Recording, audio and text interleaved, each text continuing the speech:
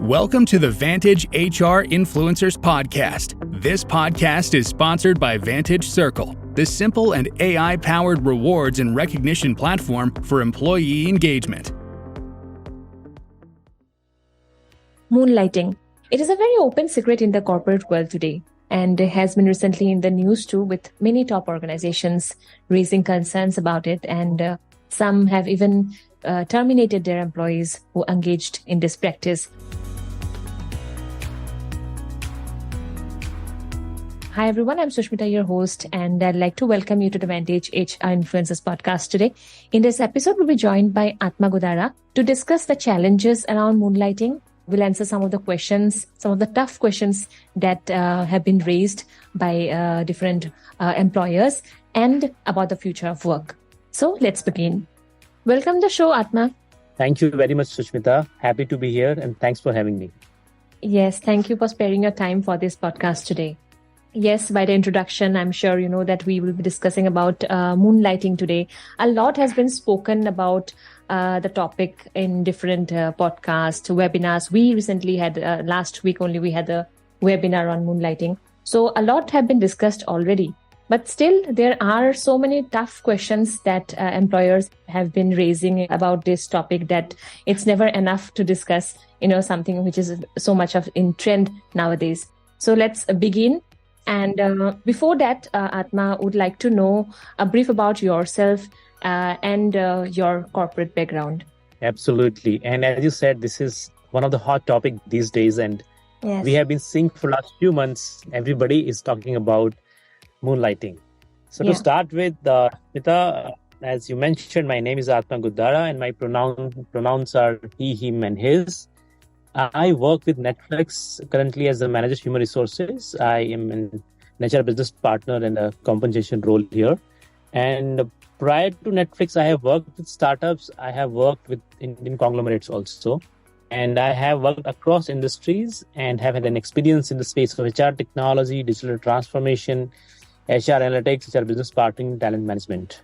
Great. Thank you for the introduction, Atma. So I think we can start with the discussion now. In the very beginning, it would be great if you can tell us how you describe the term employee moonlighting and what, according to you, are the most common reasons for it. Absolutely.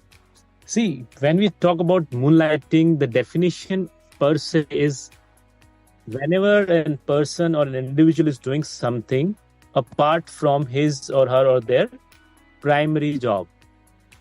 And typically during the day, you have your employer and you end up doing the extra work or the second job at doing at the night. That's why it is called moonlighting. Yeah. Okay, so that's the definition what we have. And see, there are two primary reasons which I could think of right now.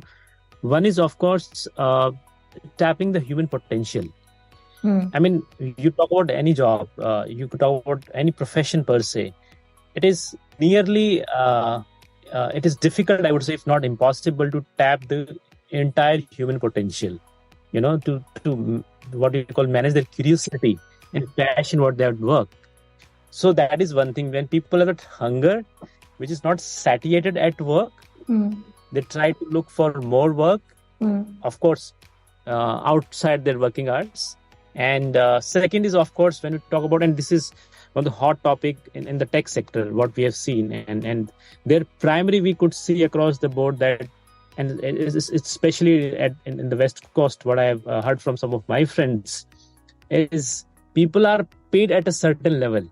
Now, employer can't pay more than that, because if they do, these people won't be viable in future, because this is what is expected them to deliver at this cost, the kind of outcome or the product they have to work on. But at the same point of time, these individuals, they need to earn more to run their family and to fuel their passions, or rather I would say to fuel their hobbies. These are the two primary reasons, I would say, tapping the potential and the source of extra income, which comes together when we talk about primary reasons of moonlighting.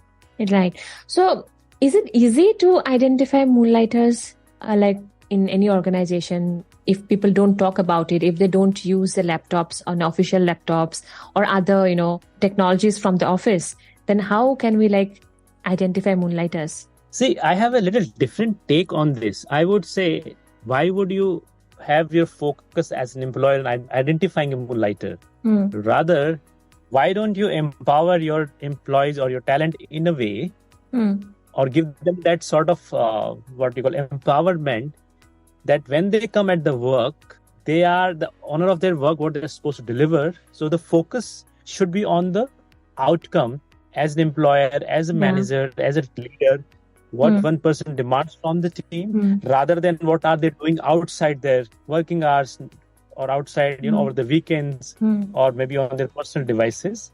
Primarily, the focus should be on empowering them, where when they come to work, they are super energized. They are giving their 100% at work and delivering what is desired from them. Yeah, so undoubtedly the trend is inviting and stirring huge debates across the corporate corridors.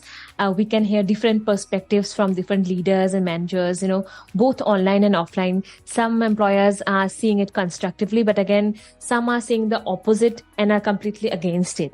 So personally, Atma, from what I could understand from your last answer, you are in favor of moonlighting. Am I right? See, let's try to understand where everybody is coming from, and to be honest, nobody's wrong in this space. When you talk about the people who are raising a concern about moonlighting, their primary concern is very, very clear that if a person is moonlighting and it is impacting the customers or the product or the technology of the primary customer, if it is taking away those people, then it is definitely a matter of concern.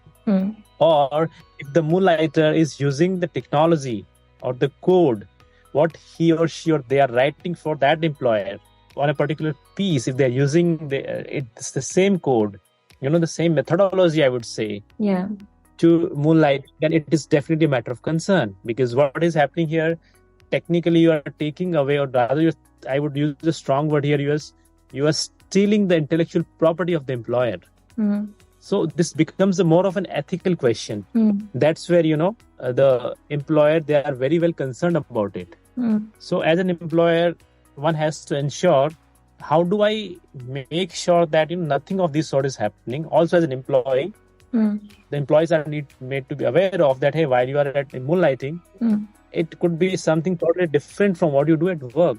For example, if there is a person who's a techie, who's writing code in his day-to-day jobs. Yeah, he can be a painter, he can be a singer. And going to doing a concert or doing an open gig over the weekends, and fueling their passion from there and earning money out of those events.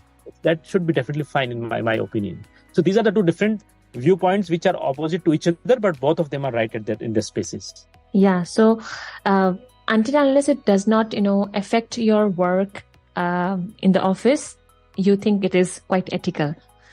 So are there any legalities that has been, framed about moonlighting recently?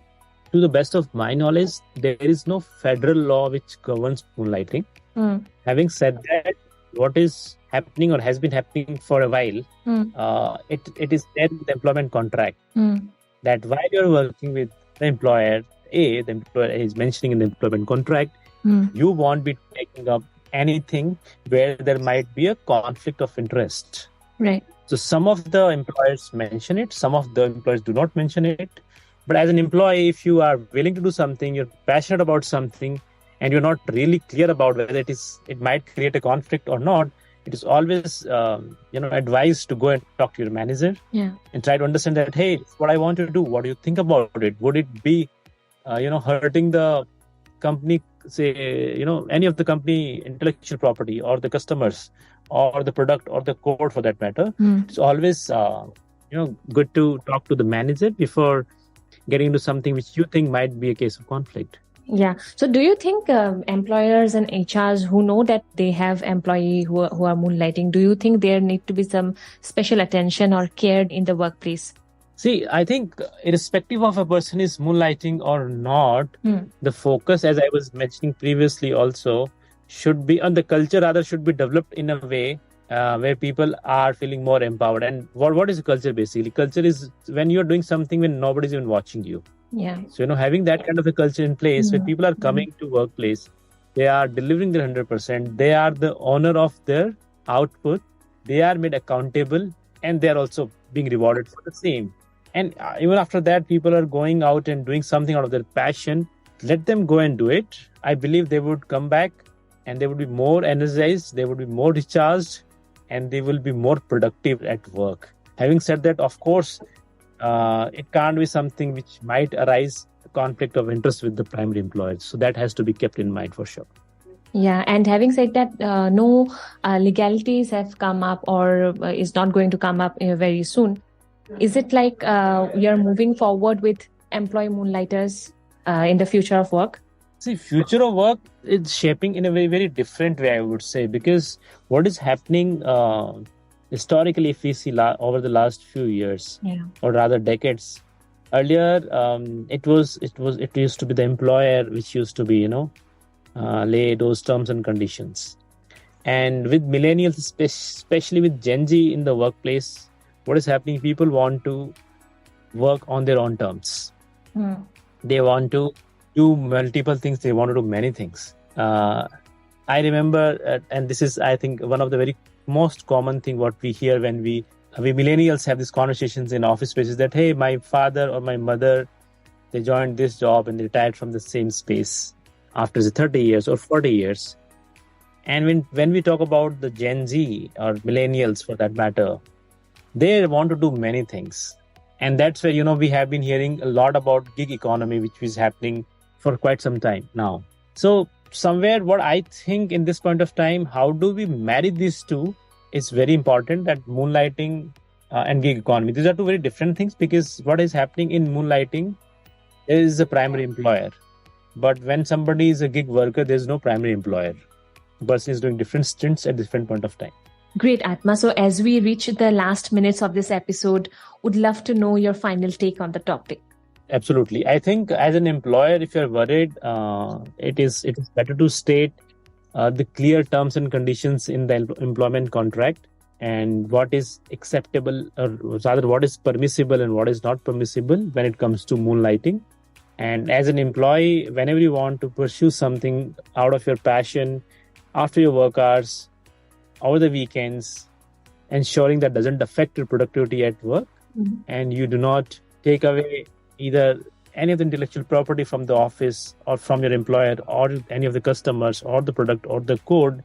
There's no conflict of interest, as we were talking about earlier, that you are a coder, but you are moonlighting being a painter, or you are trying to do it by, say a comedian, or you're doing an open gig. So absolutely fine. It is super clear. But at any point of time, if you have any doubt, go back to your manager, have a chat, have that conversation. And when you come to work, give your 100%. Great. So lastly, would you like to tell how our listeners can reach out to you and learn more about moonlighting and other HR trends?